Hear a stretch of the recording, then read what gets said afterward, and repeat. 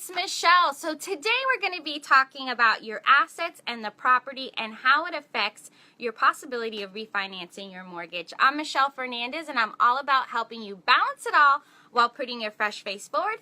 Today I'm here with Deborah Reyes, who is Florida's best mortgage lender of the year.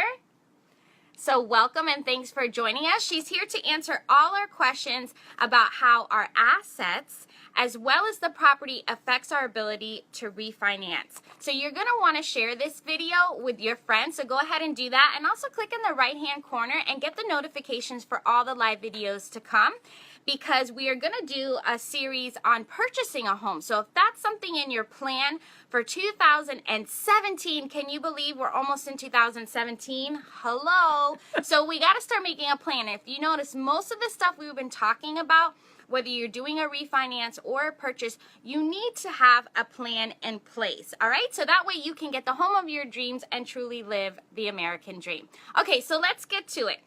Let's talk about assets. So what is an asset?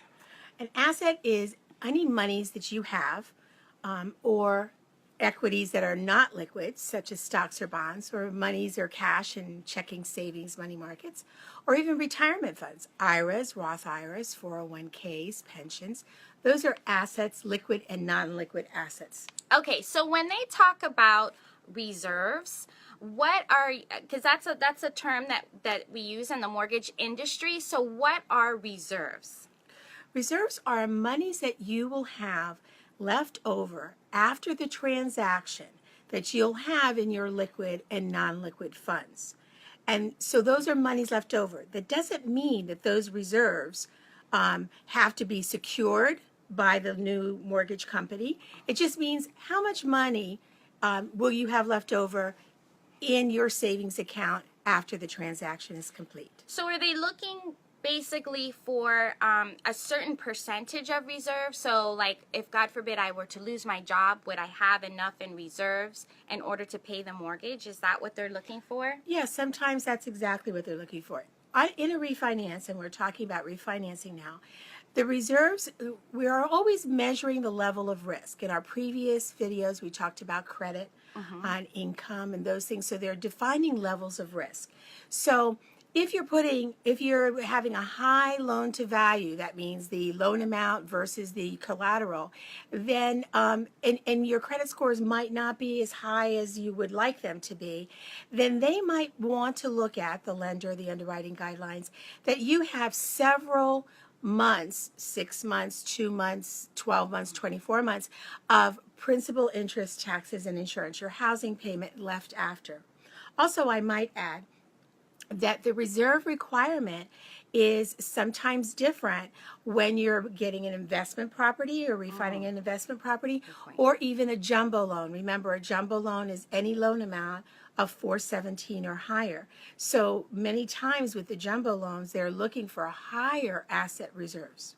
Okay, so when you go ahead and you apply for a refinance, on the loan application, you're going to state how much you have in, let's say, your checking, savings, 401k. Correct. Okay, so when would we have to actually give you the bank statements or to verify a certain amount of what you have in your accounts? Well, it's always my recommendation at time of application with your lender, your mortgage person, your bank, that you bring with you the last 2 months of statements of all of your accounts. You bring your last 30 days of pay stubs and your last 2 years of tax returns and W-2s. So you always want to have that little package together when you're ready to go. And then when they do that interview and they ask you what your assets are, then you're able to give them that documentation to show it. Okay, so the key to assets is you may need to show a certain amount of reserves in assets, or maybe not, depending on your total file makeup, whether it be your credit, your income, your qualification ratios, which we didn't quite get into, but that's basically your income, how much income you make to how much either your housing payment is, plus your reoccurring monthly debt. So any installment, credit cards, any kind of reoccurring debt like that. Correct. Okay, great. So let's get into the property. Okay, so especially in a refinance, actually all mortgages, everything is on your property, which is also referred to as collateral. So we talked about the differences in refinances, whether it's a rate and term to reduce or to get better terms, a lower interest rate, maybe go from that hybrid fixed that turns into an adjustable or an adjustable to a fixed. So we talked about that, as well as a cash out where you're actually pulling equity out of your property to maybe do some home improvements, debt consolidation, pay for college tuition, etc. So let's talk about the property. So what are they looking for in the property? Okay. An appraisal is done by a third-party independent person that is selected by what we call an appraisal management company. It's done on a rotation basis, and again, it is an independent from any of the parties in the transaction. That means you as the homeowner, me as the person who's taking the mortgage loan application. That appraisal is done, and the job of that appraiser is to compare your home to at least 3 or 4 properties that are similar to your property. And so when I say similar, if you have a 1-story home, then I don't want the comparables, which are the properties that are like yours, to be a 2-story home. If you don't have a pool, then I don't want the comparables to have a pool. So what we want to do is the appraiser wants to get the comparable homes that have sold in the last 3 to 6 months that are closest to your home, style, room count, etc. Then what they're doing is they're saying, okay, these homes sold for this amount of money within the last 3 to 6 months. In that appraisal, they're also going to evaluate marketing time. So is it taking 6 months for properties in your home to sell? Are they selling within 30 days? Are they selling in more than a year? So they're looking at all of these different aspects of your home and comparing it to the comparables of at least 3 or 4. We're also looking for at least one comparable that's called a listing. That means what is pending sale in your area, and so that we're saying, okay, this is what your house is going for. Is this what the realtors and people are listing their homes for? So we're looking for that listing comparable as well to determine that. Also, the other thing I wanted to mention about the comparables is that they all need to be within a mile of one another. So that's also very key.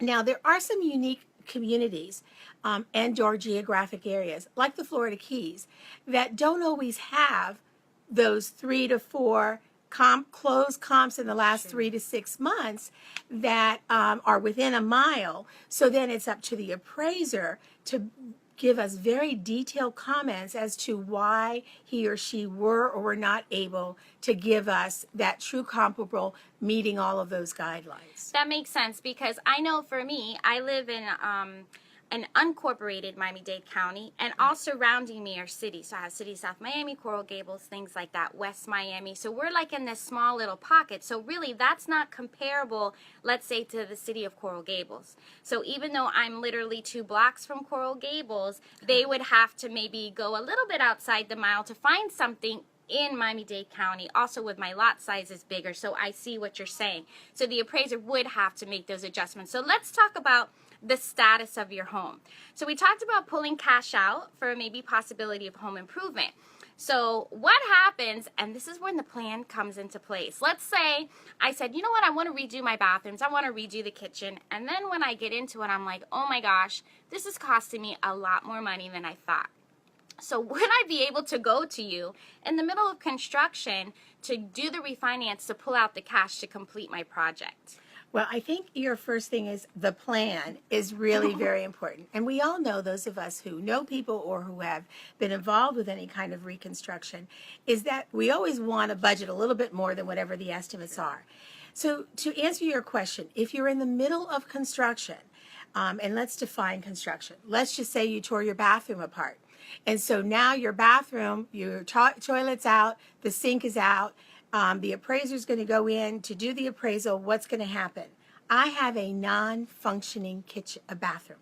So the answer is that appraisal or that property will not satisfy the investor in order to lend. So we need to have the toilet and the sink installed and water running in order for us to have a fully functional bathroom. Now, you might have the tile down or you might be redoing the drywall, and that's okay. Let's talk about a different level of construction. Let's say you started a pool or you started the roof. And you were dealing with a licensed person who has now filed what we call a construction lien on the home, saying, okay, Michelle, you and I entered into an agreement that I'm going to fix your roof and you're going to pay me X number of dollars. Well, since I'm going to be working on that house, I'm going to put a lien on the home that says that once you're finished and you pay me, then I'll take that lien off. So if there is a construction lien started with what we call a notice of commencement, that means the contractor is putting us on notice that he has commenced work. We cannot complete the refinance transaction until that notice of commencement is removed, because that affects title. So this is good to know. This is why we talked at the beginning of this video, as well as in our previous parts of this series, is about having a plan. So as we know, anytime we get into this kind of work on our home, we should definitely get different quotes, budget a little extra, like Deborah said, so then that way we don't run into this situation, or possibly do the refinance first, get the cash out, and then go ahead and do your construction work or your rehab, or just cosmetic because you want to, update your home. So now that we have our value, then how do you base the loan amount, which we call loan to value? Okay, so the appraiser has completed their analysis of the properties and compared, and now they've done this adding and subtracting of all of those numbers, and then they've come up with what we call a market value. And that market value is what we use as the value of your home, of what it can be sold for technically if the house was to be put on the market. So then we take the loan amount that you're requesting and the value of the home, divide one by the other, and then that gives us our loan to value. Okay, so is there a certain maximum loan to value, let's say on a rate and term refinance or a cash out refinance? Okay, so let's recap. A rate and term refinance is when you're refinancing your existing liens, first, second home equity, including closing costs and including the setup of your new escrow account. That's referred to as a rate and term. You can go as very high to 90-95% depending on what those numbers are. A cash out is any monies in your pocket or to pay off any other debt like credit card consolidation or anything other than the first, the second, the equity, the escrow setup, and the closing cost is considered a cash out. And with that, it's usually 80%. Now, you need to check with each investor because everybody, as I said before, has different guidelines. And also when you're doing an investment property or a second home, those loan to values could also be different. I wanted to point out one other thing. There are sometimes, we are thinking about what we're going to do next, and we go, gosh, the values of the houses around here are going really well. I've been getting these postcards, and everybody's selling the properties, and the realtor down the street offered this. So you decide, let me list my home. Mm-hmm. So I want to list my home for sale, and then, it either doesn't sell within the time frame, or you all regroup and say, okay, we're not going to sell. We're going to stay here because we really do like it. And we started looking around, and there really isn't anything that we can find that's better than where we are. So we decide to take the property off the market. You want to check with your bank, your mortgage broker, your mortgage lender to see what their guidelines are for how long the property has to be off the market before you can refinance. And the answer to that time frame is different with an investment property, a second home, your primary residence. So you definitely want to check that. And again, having that plan or knowing this information up front gives you an opportunity to decide when you're going to commence that transaction. That's a good point. I'm glad that you brought that up. So, just as a recap on your property collateral, you want to make sure that the home is in working function, which means that the water is running, the electricity is working, things like that. And you just want to have it in good working order, basically.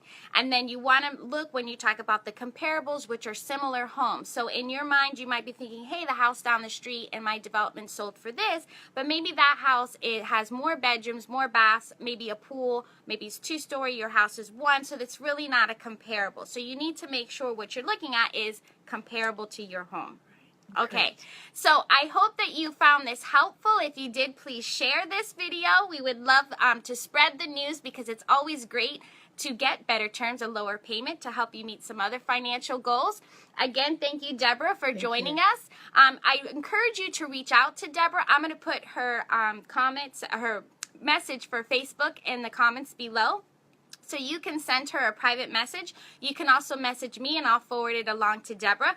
As you can see, she is a wealth of knowledge. She's got 38 plus years in the mortgage industry, so she's always here to help anyone, whether you choose to go with her or not. I am Michelle Fernandez. Thanks again so much for watching. Be sure to like my Facebook page here at facebook.com/the Michelle Fernandez. Have a great day, and we'll see you soon on our series for purchasing a home, what you need to know, and about obtaining a mortgage for same. Have a great day. Bye-bye.